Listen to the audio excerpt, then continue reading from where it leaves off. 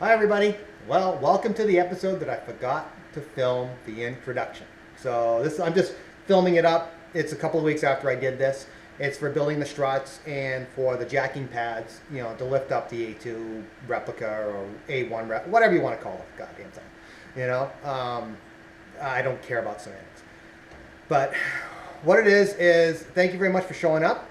And I didn't even film the ending. It's going to end right away. It's just going to end. And just thank you very much for showing up and looking at all the stupid stuff I'm doing. And remember, you can do it. I am nothing special. I'm just the hillbilly up here in New Hampshire, just building some stuff out of rust buckets.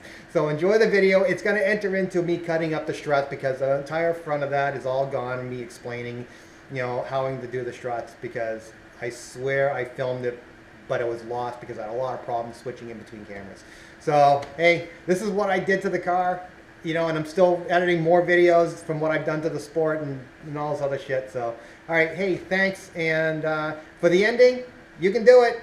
I'm not special. I appreciate it. Hey, thanks for putting up with my garbage. All right, hey, have a good one. Bye now.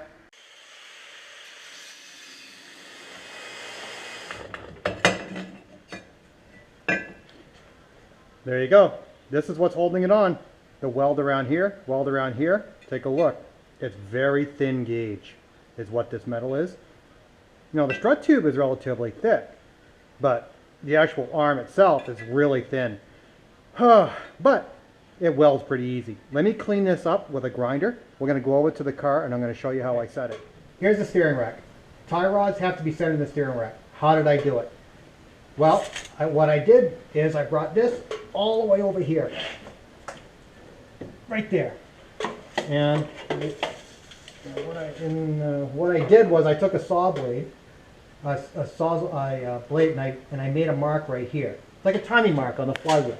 And then I brought it all the way out like that, and I measured it like this to that mark. And it was 166 millimeters. Then I brought this thing right back in, and I set it to 83 millimeters. Right there. There. Set it to 83 millimeters. That way it's equidistant. It'll give us a fair shot of trying to make the suspension adjustable. We'll have enough adjustment to where when I screw up, I'm putting the things in, because yeah, this is hillbilly stuff. We need as much adjustment either way. So let's get over to the tie rod on that side, and I'll show you what I'll do to the strut. All right, we have the tie rod here. This is pretty much where it's going to sit with the relationship to the actual arm. What we got to do is have the arm here. We have to put it in the tie rod. And where is it going to go? Well, it's going to go like that. It's a little inward, but I want to have this thing, because I already basically gave a sight adjustment, a sight line all the way down the car. So this is relatively straight. We just have to tack it right here. When we tack it, that will just give us our position, and then we're going to trim the rest of it. But I want this tie rod in the center here. I spaced up here with a bearing just to give it almost ride height, but as you can see, that if it goes up like this and down, it's going to stay in the middle, and we have plenty of play either side. So let me start the welder, and I'm going to zip this on. We're going to pull this back out and run it over to the bench, and then we're going to start building it.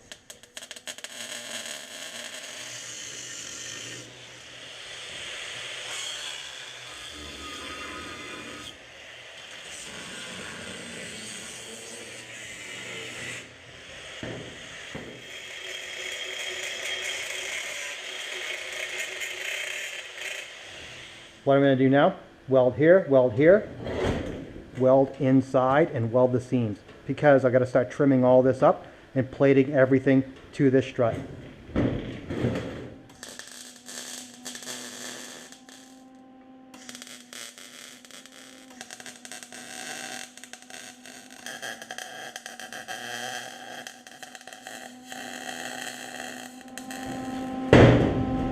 Okay, that's pretty much stationary as it gets.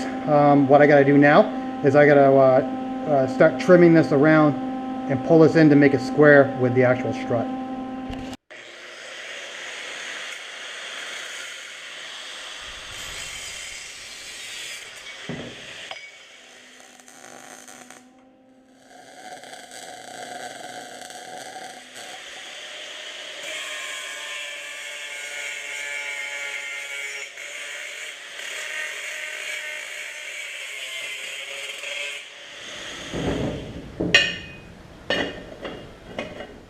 What I'll do is I'll start here, weld it, pound it down, start here, weld it, pound it down, just to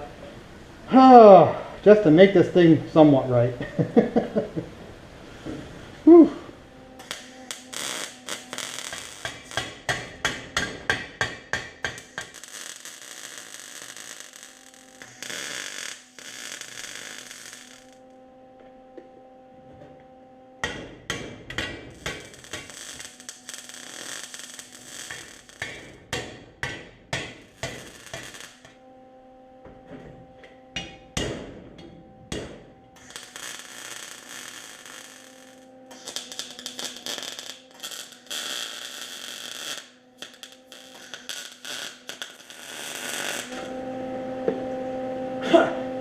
Okay, that's double welded both sides. Here we got the plate. I'll stick that in here. Make sure it doesn't hit the hole. Gives us plenty of room to put a nut on it. That way we will grind it down when we get it.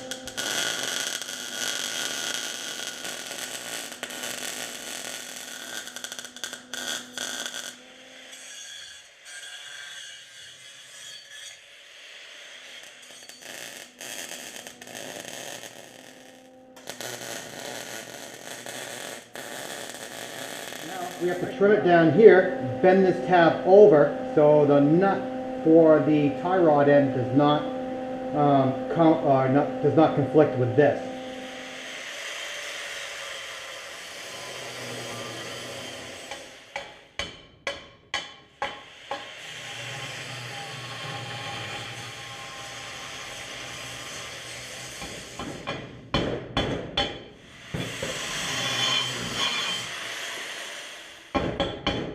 Well, let's finish welding up that crap.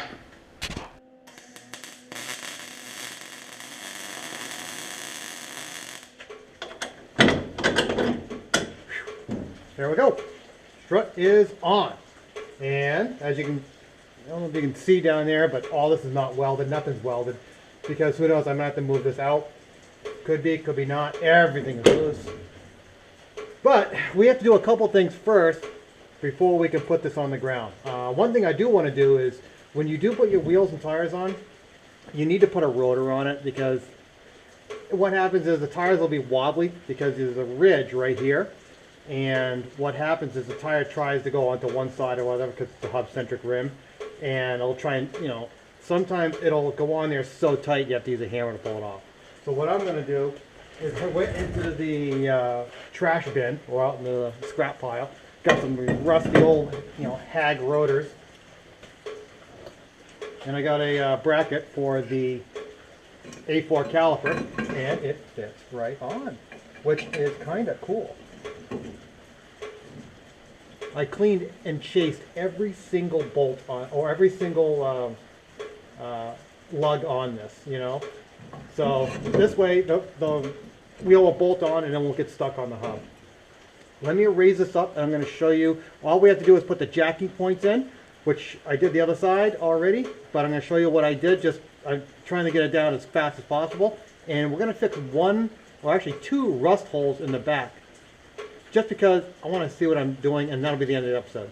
But let's just first let's jack this thing up, get the jacking points done, and then we can fix the rust hole with something I think is going to be kind of cool. That's pretty much it. So let's go. Well, you're probably thinking to yourself, why do we need jacking pads? Well, we already have the places up here for the spigots to go in from the jack stands. This is not what we want. We need to get underneath the car so we can have either a floor jack. I want this lift to lift the car here, so when I put all the fenders and rockers and everything, I can start building out from there. What I want to do is make this just a box section and get it onto here, because this is down from the side of the roll cage. What I got here is some angle or some C-channel. It's really thick, really tough. And what I'm going to do is I'm going to pretty much weld it to this, but I got to cut this off and have it go inside the channel and weld it inside the channel. That way it's going to go actually into the body. So let me grab the die grinder to start getting the undercoating off and start cleaning up some of this. That way we can make something work. Oh, lovely rust cars.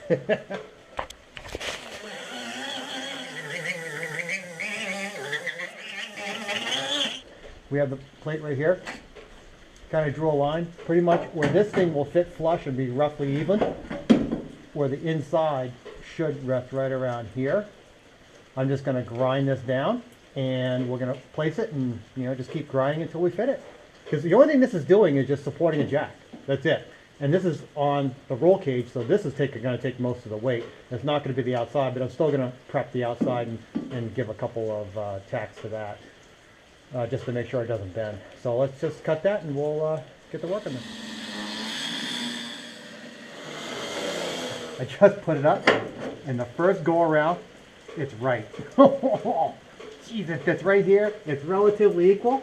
Shit, I'm gonna weld it right there. No problem. Let me get the grinder out and just make a little bit of cleanness inside here and clean this up, because that's rusty, but this is all gonna be taken care of also. I have other plans for it. But now I just need to get this on here. So let me just grab the welder and I'll weld it here, weld it here, weld it here, and maybe one tack on the side and we'll be good to go.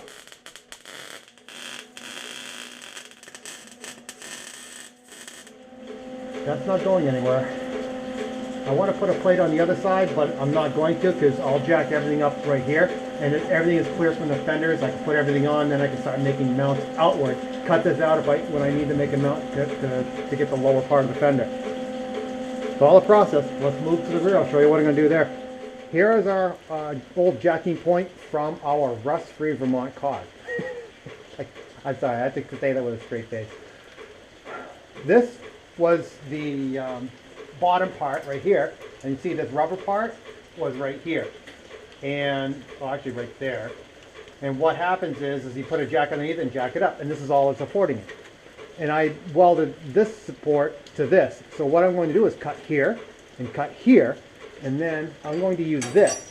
This is the rear of the bumper support, the bumper mount, and is tons of steel and reinforcements. This is for the trunk, what I cut off. I'm just going to set it in there and weld it to here. And I have it on the other one, and it comes down about an inch past here. So this lift will go underneath it on that, so I can take the fender, the rear quarter, and put it in, and I'll scribe around it and cut it and make sure it's all done. And all this will be redone because I got to get rid of all that undercoating and stuff. But let me first grab the cutter, the cutting wheel, and let me zip this stuff off.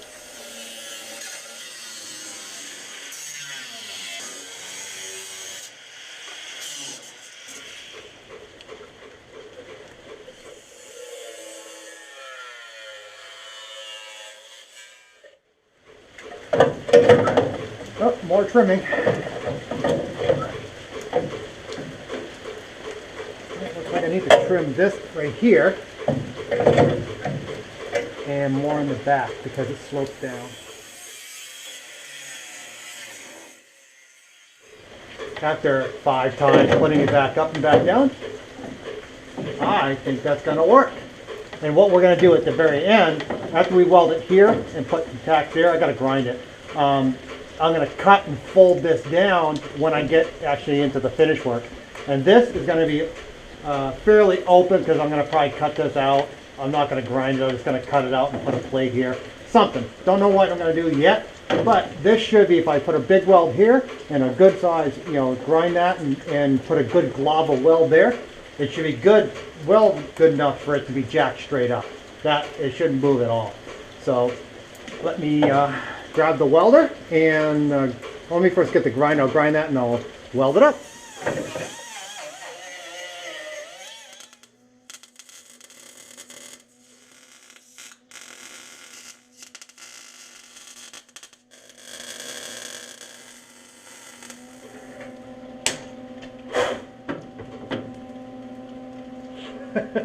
Jesus. Well, welded here, and welded right there.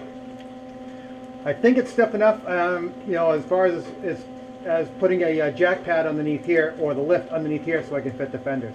We got one more thing to do, and I'll show you what I'm doing, and then we're gonna call it. All right, let's get right onto it so we can get this over with.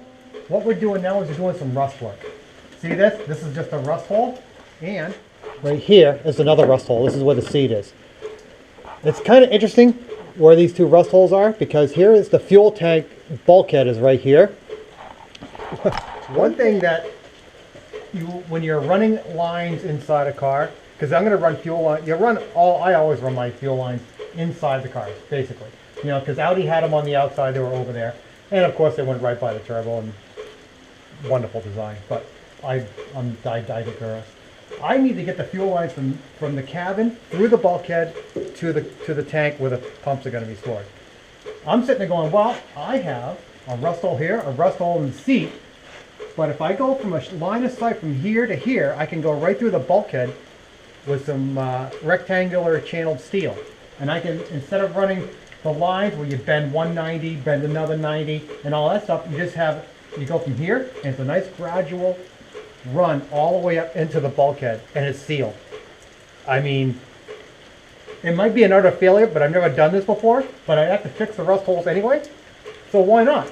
Let me just try and, I'm going to show you what I'm going to use for the steel,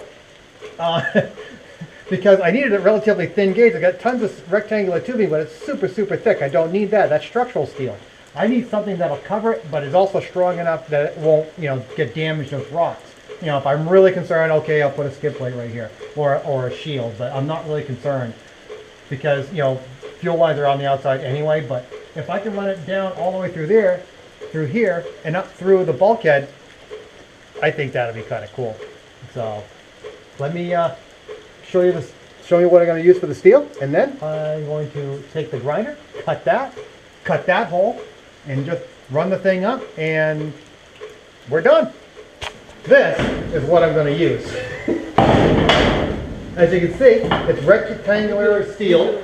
It's relatively thin wall, and how can I put this? I think it's wrong with that. As far as I can remember, what I have to do is get the grinder, cut these welds off. I'm going to take the bandsaw, cut, you know, the portable bandsaw, cut right down through here. Right, I'm going to slice this down, and I got myself some pretty radical tubing, which I'm pretty happy about. So let me grab the grinder, do that, and I will cut this, and we will get this thing done.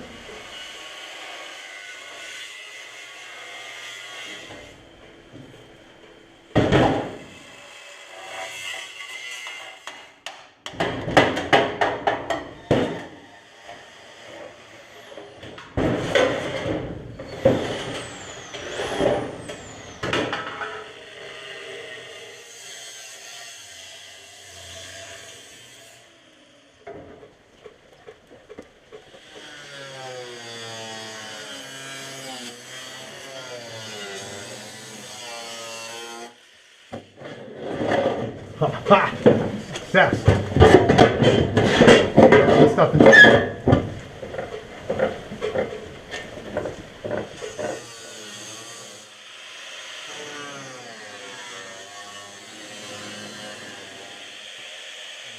Alright, I'm going to make the bridge. We pretty much need 15 inches. I'll cut a little bit more than that. Let's put it up inside. I'm not going to weld it because I'm basically out of argon. But let me cut this and let's see how it looks.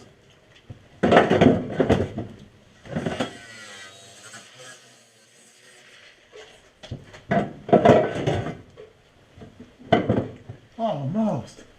Ah.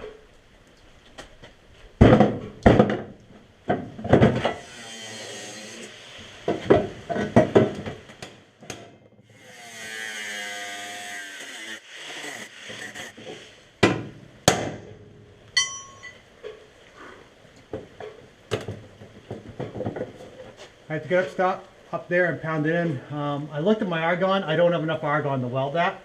which I'm not really concerned because all it is this was just an idea. And I got to see, make sure the idea is going to work, but it looks like it's going to work. You know, the fuel lines will go right through here, up through. I'll cover them all the way up to the front because I want the fuel lines coming up on the left side of the engine bay because that's not where the exhaust is. I always keep all my fuel lines on the other side of the exhaust because that's what's, you know, what will explode. Just another thing when you have fires. So let me wrap up with the episode and we'll be done. Woo! Wow, a lot of work.